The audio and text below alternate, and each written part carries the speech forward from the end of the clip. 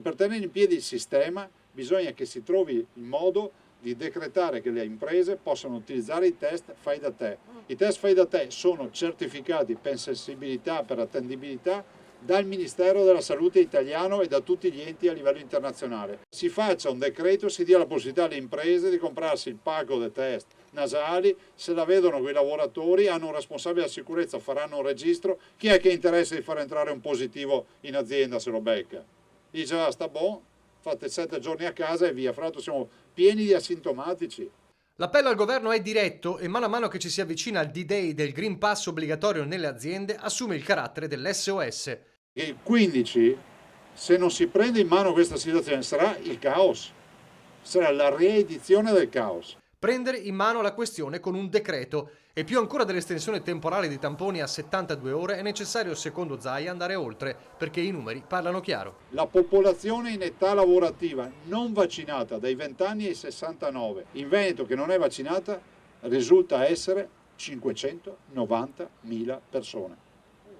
Se pensassimo anche che metà non lavorano, ne ho almeno 300.000 che ogni 48 ore devono fare un test per entrare in azienda. È impossibile. La nostra capacità di fare tamponi oggi, e li facciamo perché dobbiamo seguire anche i contagi, è di 50.000 al giorno. Le farmacie sono 1.000, fanno 16.000 test al giorno.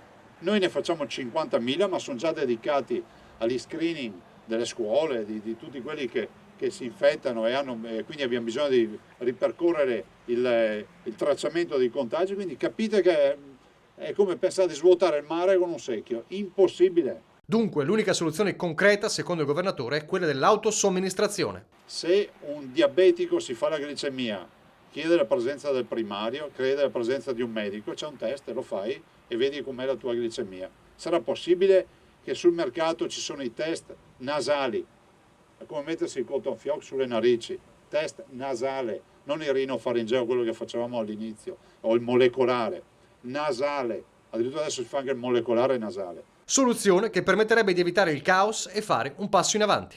Avremo uno screening molto più a tappeto e accompagniamo il processo, avendo una garanzia, lo ripeto, che l'impresa che trova un positivo non andrà mai a dire che non ce l'ha, perché rischia poi di far partire un cluster.